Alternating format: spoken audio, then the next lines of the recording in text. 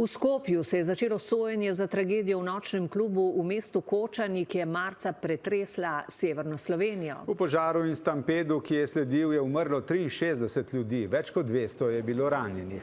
Večina žrtev je bila stara med 16 in 26 let. Nekateri so poškodovani, so se zdravili tudi v Sloveniji. Med 34 obtoženimi so nekdani župani in ministri, vladni uradniki, lastnik kluba in gradbeni inšpektori. Klub je obratoval brez veljavnega dovoljenja in brez osnovnih varnostnih ukrepov. Številni svojci za smrt bližnjih krivijo sistemsko korupcijo in pohlep. Бараме да се утврди вистината. Каде се случиле пропустите?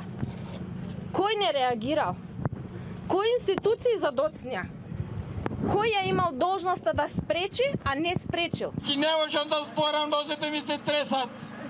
Ве молам за подршка, за да истераме правдата. Барам институционална вистина, фер постапка и гаранција дека уште едно семејство нема да се разбуди во ноќта која што ние преживеавме.